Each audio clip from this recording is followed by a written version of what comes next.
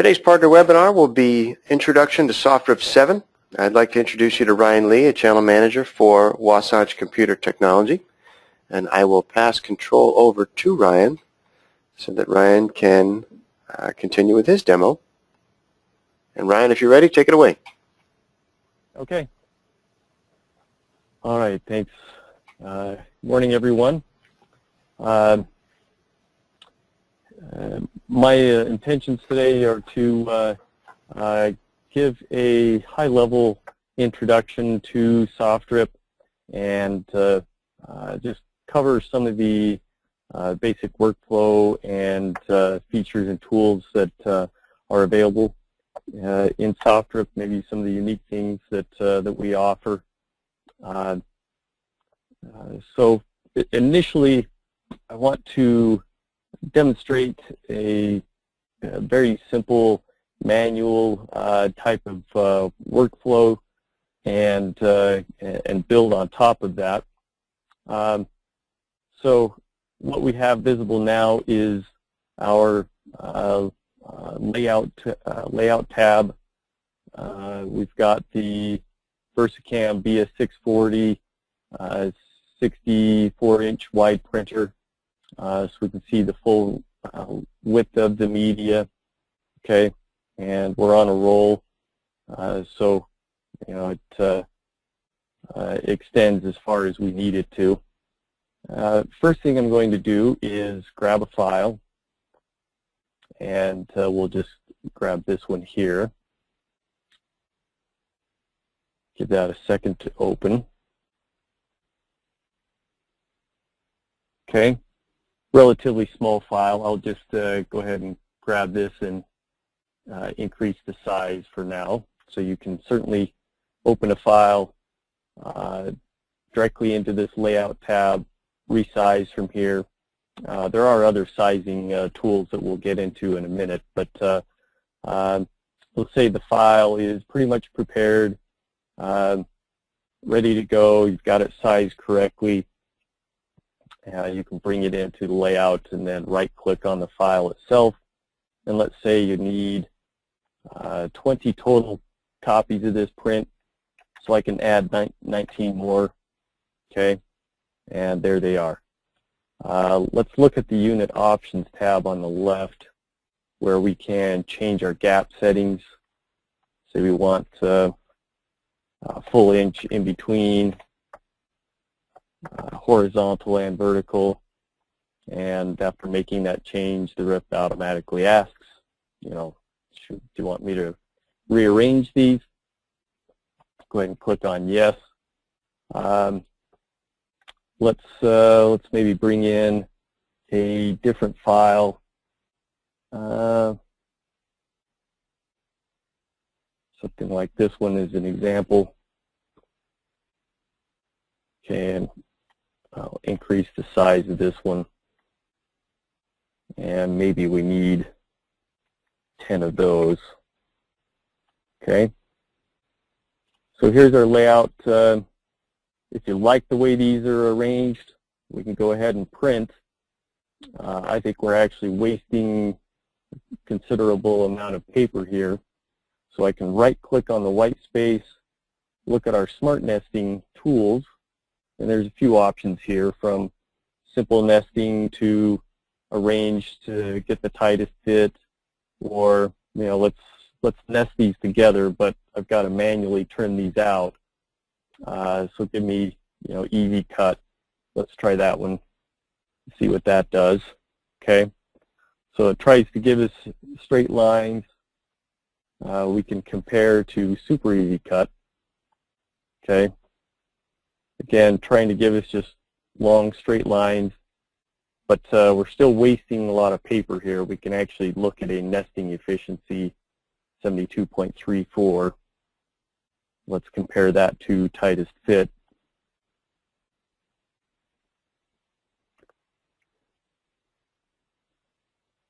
Okay. Efficiency increased to 85. But how the images are arranged and placed next to each other may be a little bit difficult for you to work with. I guess it depends on the situation. But there's lot of flexibility here. You can manually pick these up, rotate a certain way, okay? Put them wherever you want them. It's up to you. And when you're ready to print, have all the files in, rotated, nested the way you want. It can be just this simple. Go ahead and click the Rip and Print button, and it spools the data to the printer. Off it goes. Okay, so that's pretty simplistic but efficient way to print, especially if you like to visually see how files will be arranged before you print. Okay, from here there are additional levels of automation that can be set up. If you prefer to allow your graphic artists to be able to print directly from their design application, there are ways to set that up. You can utilize the server tools and set up a hot folder. Okay, establish a folder that everyone has access to. Okay, and they can simply drop files into that folder, and depending on what you have set up here, the files can automatically rip and be sent to the printer. Okay, you can also have it rip only, so SoftRIP processes the file, but then saves it in a queue for an operator to come into and grab and then print.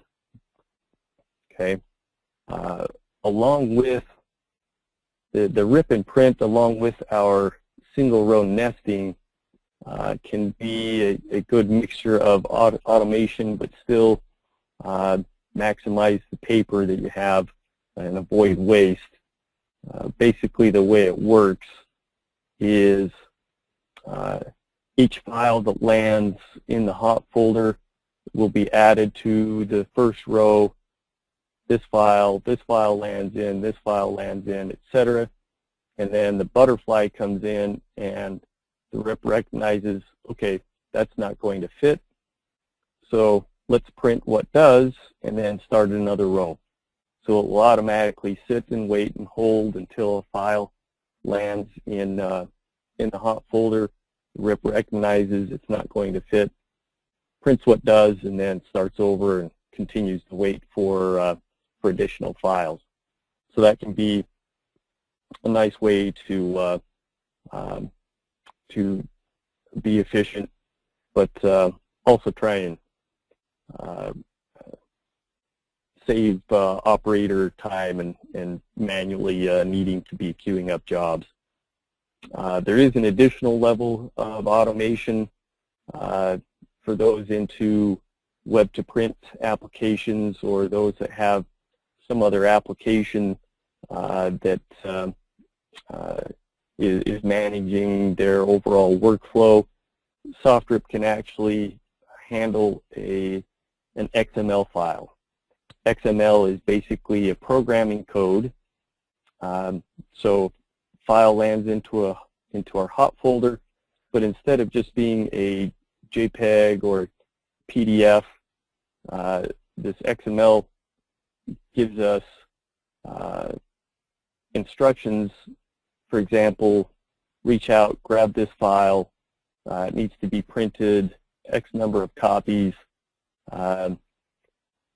Needs to be rotated a certain way. Basically, you can give SoftRIP a lot more instruction on what files to print and how many copies, rather than just dropping in single PDFs. If that's something that may be interesting to you, you may be able to contact us separately and we can go into more detail there. That's a little bit much to cover thoroughly today. So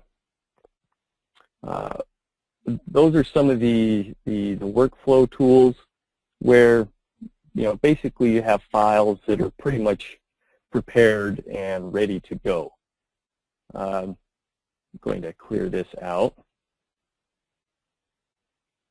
Okay, now let's go to the Job tab.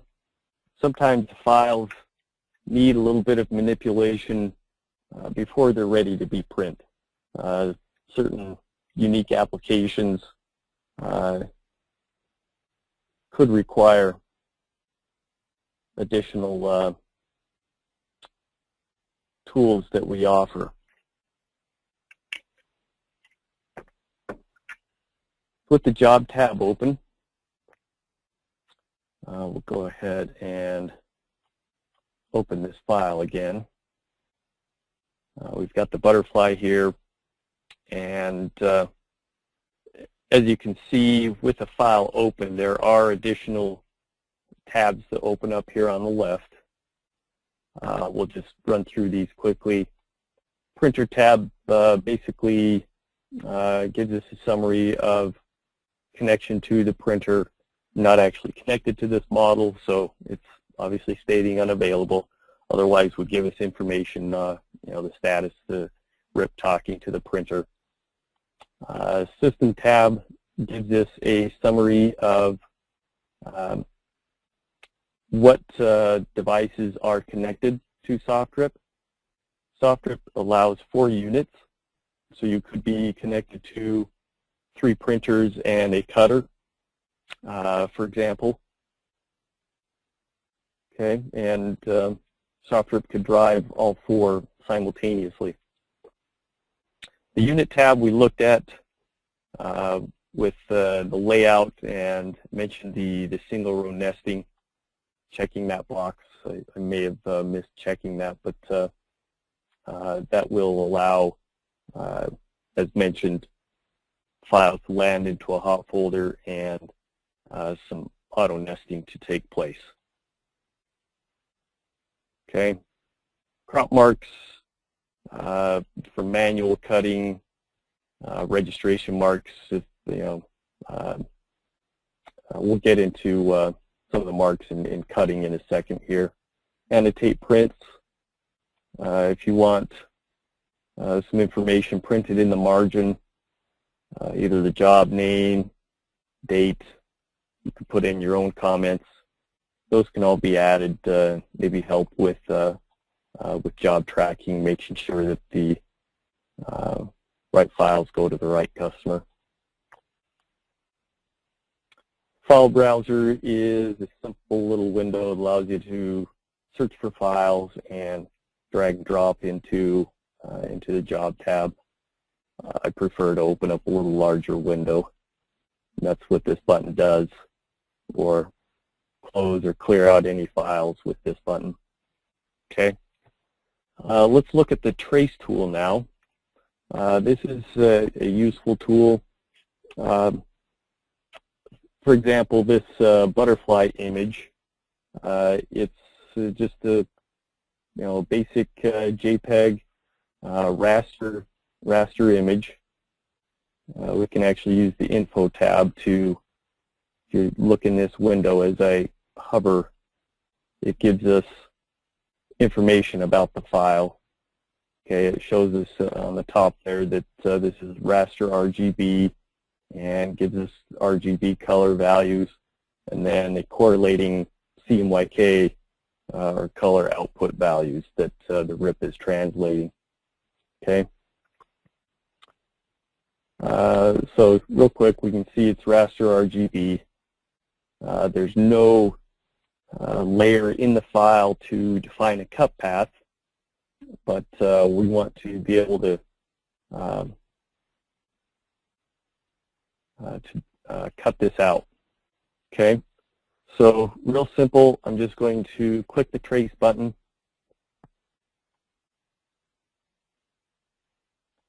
Okay, and hopefully you can all see this. There are now the marching ants along the edges of the printed file, and that now defines a cut path. Okay, so this could be then printed. SoftRIP would generate marks if needed. If you're working on a print cut, Roland, it will print scroll back up, and then take this cut path information and follow the trace that's been defined here. Okay, there are a few simple tools that we've added. Certainly we've not tried to duplicate everything that can be done in Illustrator, but for what most people are printing and cutting, we've added some nice tools that will help. For example, there are some cuts. Basically, it's seeing the white space and trying to create cut path out of that. Say we want to avoid any internal paths, we can check this box, click trace again. Okay, and there we have the cut path, and you can see all of this has been avoided. If we want the cut path to be a little outside the edge of the actual printed image, we don't want to be cutting right on the ink, we can add a spread. Click trace again. Okay, you can see that the cut path is offset a bit. Okay. Put in a negative if you want a choke, meaning you want the cut path to be within the printed area. Hopefully we can still see this. Yeah, you can see the cut path is now inside of the printed space. Okay, wrapper only is a useful tool. I'll just demonstrate that real quickly. I'll get rid of the choke. It can be a useful tool if you don't want a very detailed, very detailed cut. You know, you've got the antenna here. You don't want to try and cut that out. Maybe you have a star or sun file where really you're looking for more of a circular cut. The wrapper only just takes the outside points and generates the cut path from that. Okay, we can also do a border or an outline. So if you want to have the outside edge of the artboard to have a cut path as well, that can be established. Allow you to maybe punch out the print separate from the actual KissCat decal or sticker. Okay, and a few other little settings here. The tolerance is useful if you have little shadow detail. Maybe your background isn't perfectly solid, or there's small pieces that extend out that you don't want to try and cut. The minimum object size tool can help there. So it can be a big time saver for certain files. Like I said, if they don't already have a cut path defined, this is a quick way to just bring the file in, add the cut path, and from there you can then add to a layout. Let's go ahead and do that.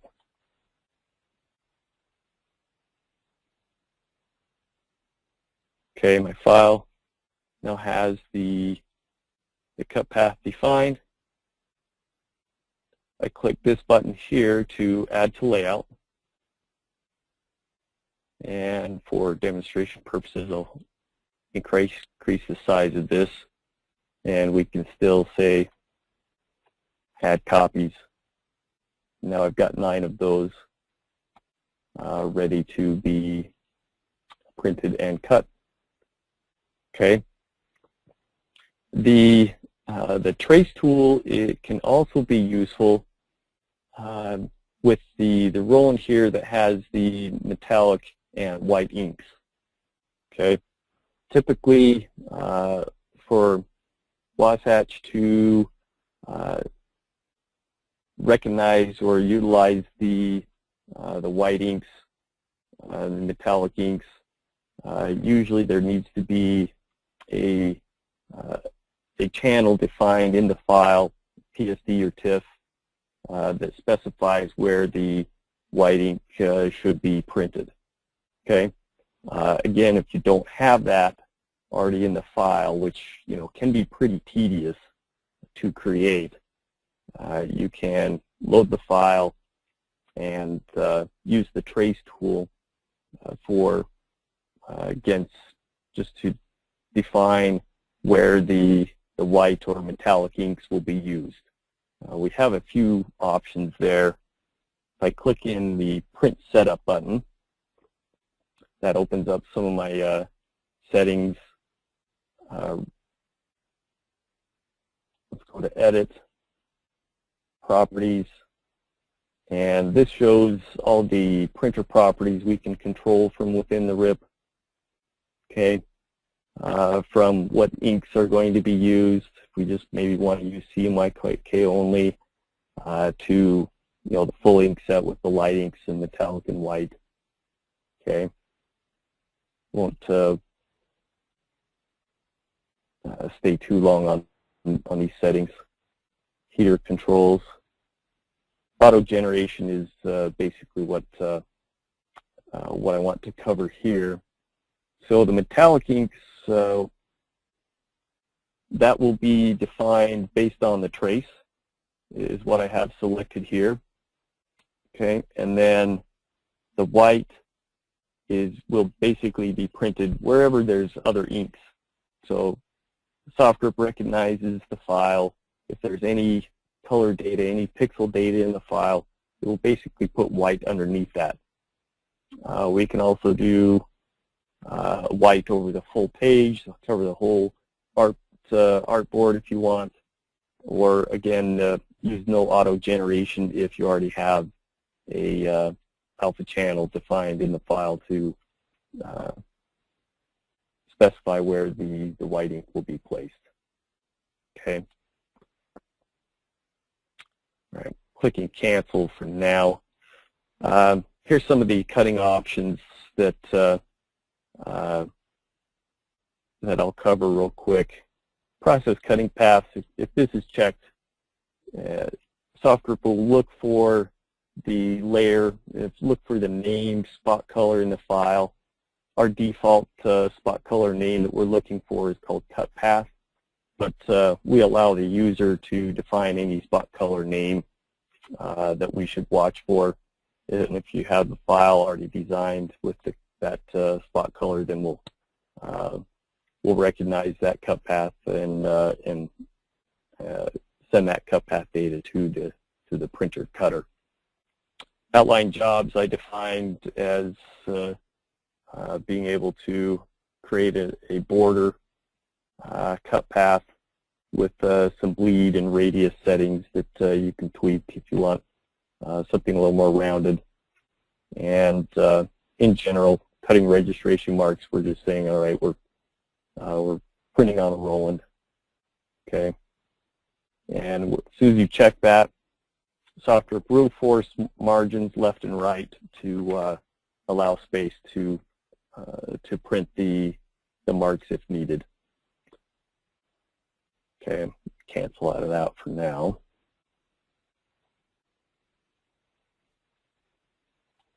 So this tracer is a nice tool for a variety of unique applications. Okay, info tab we covered.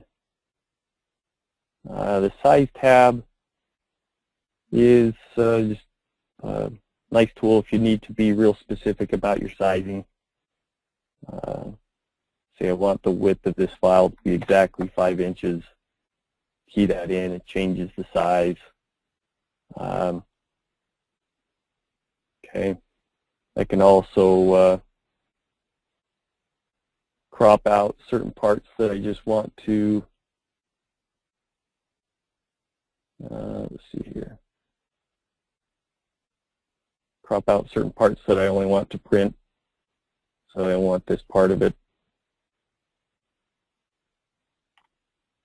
Okay. So once I have that crop defined, I can right-click and add that to layout. So we have this part, that's a new file. Only that part will be printed. Okay. I'm just right-clicking to open this this box of options, and I'm going to clear out the trace.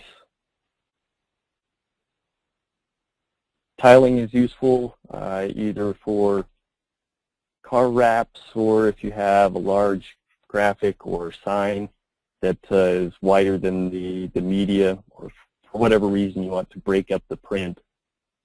Okay, we can add columns and rows. Okay, we can actually manually move these, place them where you want them, or you can come here and say the width needs to be exactly 2 inches. Now I've got a 1/2 inch tile overlap, so it's actually giving me 1/2 inch extra on top of the 2 inches that I defined. Okay. Once these are established the way I want, I'm going to increase the size of this real quick.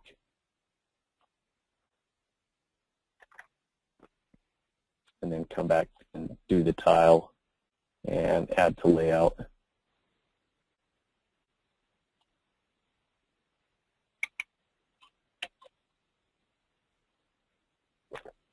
Okay, now you can see how this file has been broken up into those pieces. Okay. The repeats is a specialty feature. It's actually a $500 add-on, primarily used for those in textile who have a pattern or a file that is full bleed and needs to be repeated seamlessly. This isn't really the right file to demonstrate this, but I'll just show you real quick how this works. Okay, so let's say I actually need 40 by 40. Okay, so it takes these files, does this step and repeat, but now when I add this to the layout, that is one big file. Okay. Where this comes into play is if I set my unit options to 0. Okay, so I want to do a step and repeat with these files. Okay, the RIP and the printer, these files here would still see these as individual images, and you'd still see a faint line in between the two. Now with this file, you know, you got white space there. It's not really an issue, but other files, that would be a problem if there was a faint line. So this TX repeat option does the step and repeat, merges them all kind of into one file to work with, and it's much more efficient than trying to do something like this in Illustrator, where you end up with a massive file that you have to try and rip and print. Okay, that's pretty specialty type product. Dana, how are we doing on time? Any questions at this point? Anything you'd like to address? Nothing in the question log just yet, and we're looking at about 9:35. Okay, 9:35. We need to wrap up, or about how much more time do we have? We're about 35 minutes into the webinar, so if you have any other features you'd like to go over, we still have time. Okay. All right. One feature, another specialty that I'll touch on real quickly. Let me come back to. We'll just come back to the info. And I'm going to go back to a different file.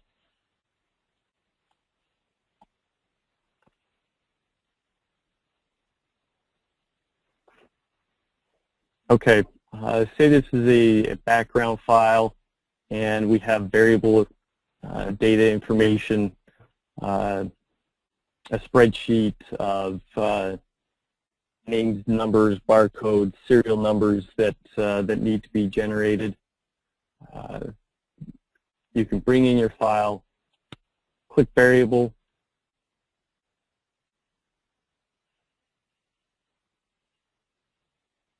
okay, and I have previously created a template.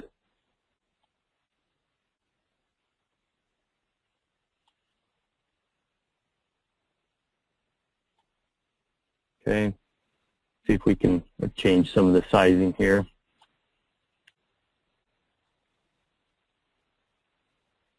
And we may need to take a look at that, and importing the database. Okay, in the fields, I will edit real quickly.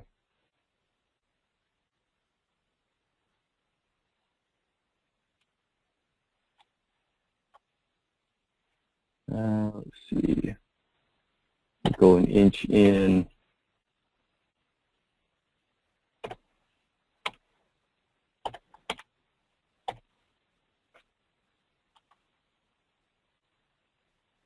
Okay, and edit this one, and I'll copy the properties from the first one and then move it.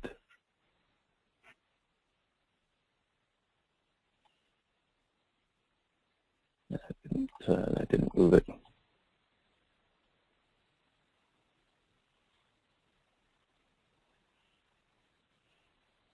Actually, this one I want to embed an image. And this one we're going to place 5 inches from the left, 5 inches from the bottom, and 1 by 1.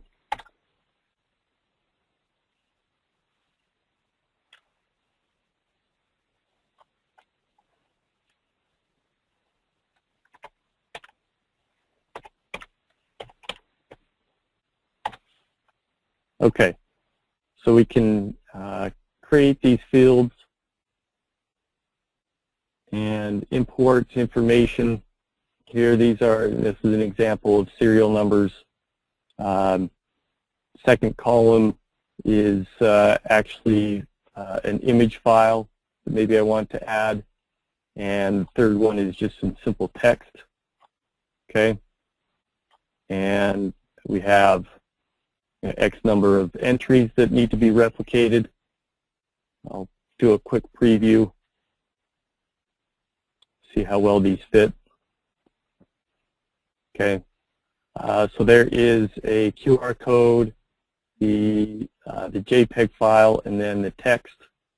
Okay, from here I can click print, and it basically will generate the 100 entries that I have, 150 unique images with each of this individual information.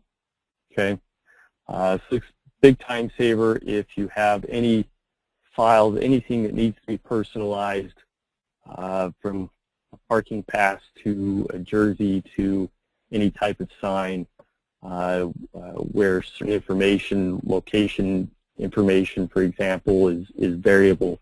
This can be a big time saver. Okay. I'll exit out of that. One last feature that I'll show you is useful for color matching. Say this red here, if we look at the info tab, it is the Pantone 186C. I think I've got an accurate profile and color management in place, but when I print this red, it just doesn't come out quite right. I can right-click on this red and do a replace spot color and tell the RIP to look for this Pantone. And I can then enter in any other color values if I want to just tweak, add a little bit more black, change to RGB values, etc. Where that really comes into to play is with the color outlets generator that allows us to generate 360 pages of the color gamut. Okay, and say here's my reds, range from 1 to let's say around 30. I could print 30 pages, or I could try and narrow down. If you look in this box, you can see it's giving me RGB values. So I can narrow down and say, you know, the red that I'm looking for, that I'm expecting to print is similar to this. So I can create a file that is basically just page 6 or maybe pages 4 through 7. Okay, and click OK, and that generates a file that can be printed through SoftRIP. And once it's printed, you see in the margins between each color, it generates and prints the RGB values. Okay, so you can do a visual match if you're trying to compare to a different print. Let your customer sign off on it. Okay, choose the RGB values that you want. 107, 24, 16. Come back in, do your replace spot color. Choose RGB. I don't remember exactly what those values were that I mentioned, but click OK. Click OK again, and we can save this as part of our configuration so that now whenever that Pantone 186C comes in, the RIP will automatically do this spot color replacement before printing. So that can be a useful tool just as kind of a last resort spot color matching. Dana, it looks like we're out of time. I'll go ahead and hand it back over to you. Okay, at this time we'd like to open it up for questions from our audience. Please type your questions in the question window and we'll address them with Ryan. All right, it looks like you covered everything as we don't have any questions at this time. Do you have any contact information you'd like to refer people to? Maybe a sales email address or a website or a phone number or anything for follow-up information? Sure. I can, do you want me to type that in, or I can just tell anybody our number here is 801-575-8043. And my email is rlee@wasatch.com. It's pretty easy to remember. So if there's anything you'd like to follow up on offline, feel free to reach out to me. I'm happy to answer your questions. Okay, then I think we'll wrap things up here. Thank you very much, Ryan. Thank you for joining us today with Roland Academy Partner Webinar Series. I'll take the screen back. Okay. Again, if you have any feedback that you want to give us regarding our webinar series, you can get us at academyfeedback@rolanddga.com. Thank you for joining us, everybody. Have a good day. Thank you.